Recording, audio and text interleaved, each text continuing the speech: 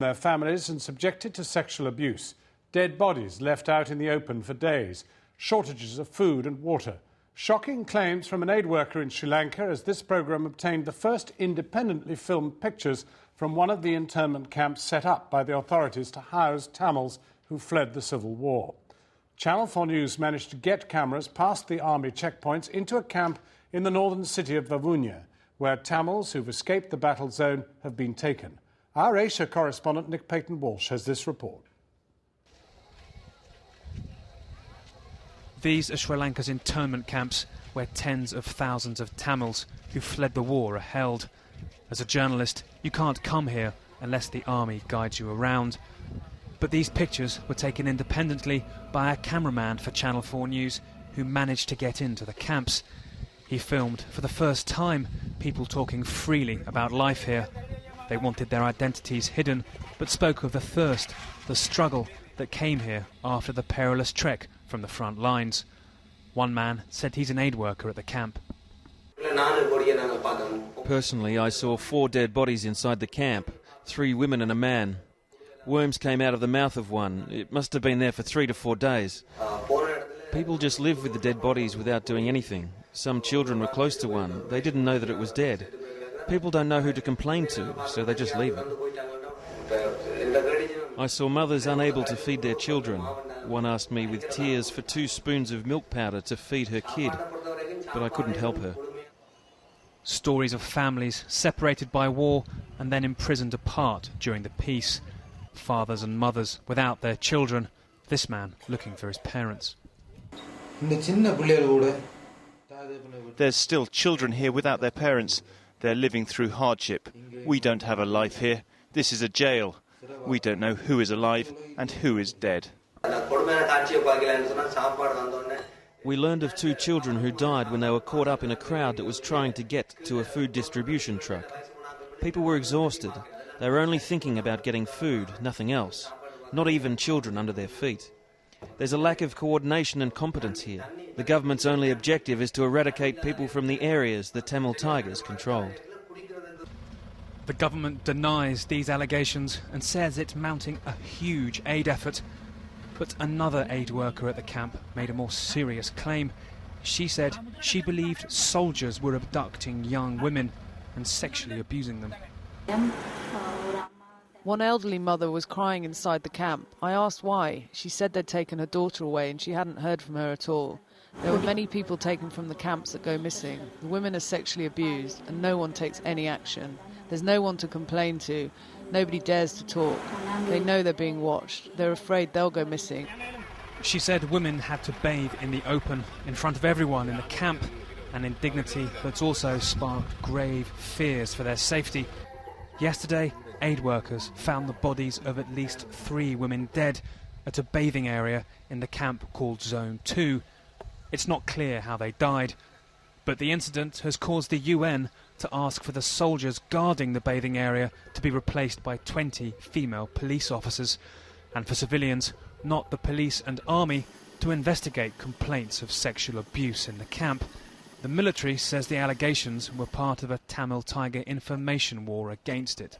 There is a huge propaganda machinery against Sri Lanka.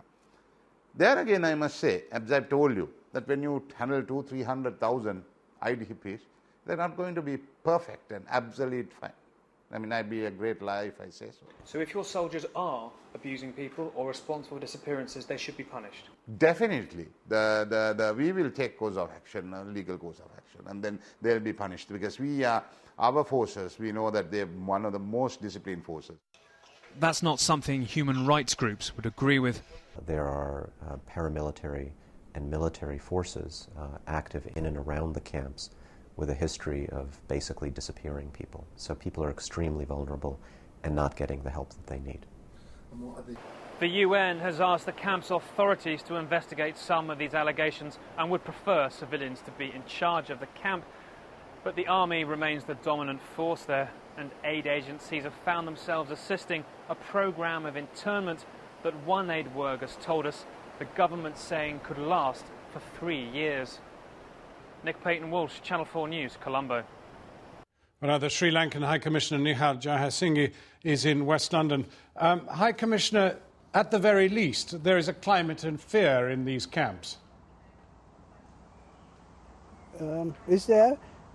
I am unable to comment because I know nothing about this. I have not heard anything about any exercise by the Sri Lankan army.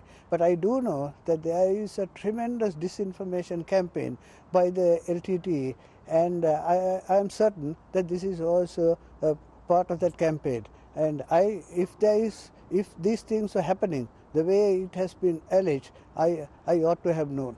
I don't think this is true at all. Well, one of the reasons you don't know is because there are no international aid agencies in there of any great depth, and the media is only taken there on very occasional militarily guided tours. The fact is, if you would only open this up to the United Nations properly and to aid agencies properly and to the media, we would know the truth. Yes, that's a matter for the government. I am unable to comment from London what steps the government ought to take. But I think I know that we have a very responsible government, which is democratically elected, which has respect for human rights. And if there are any excesses on the part of the security forces, the government will deal with them if it is brought to its notice. But I am unable to, at this point of time, to comment from this end whether those allegations are well founded. But I know that the media people are being taken in to the IDP camps, and they have not up to now said anything of the sort of things that has now been alleged. Well, High Commissioner, they've not been taken to this camp. We managed to get in there illegally with these cameras, courtesy of some assistance from people inside. You must be a very frustrated diplomat. Here you are securing a military victory against an organisation which is led by extremists, and you are losing the propaganda war. Surely you will want an international investigation into these allegations of atrocities.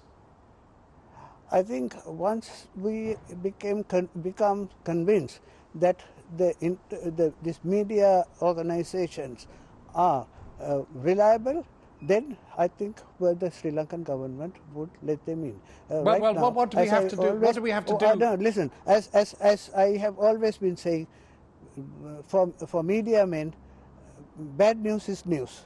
So they thrive on bad news. So I want the media men to act more responsibly. And I don't think my government is satisfied that there is that degree of responsibility manifested by High Commissioner, your government has decided the New York Times, the BBC, Channel 4 News, all these people are unfit to report your conflict. Yet you are saying you have the good news, the good news of winning this military battle against these Tamil extremists, and you won't let them in there. Who are you to judge who's good and bad? We will let them in once we are satisfied that the conditions are conducive for public view.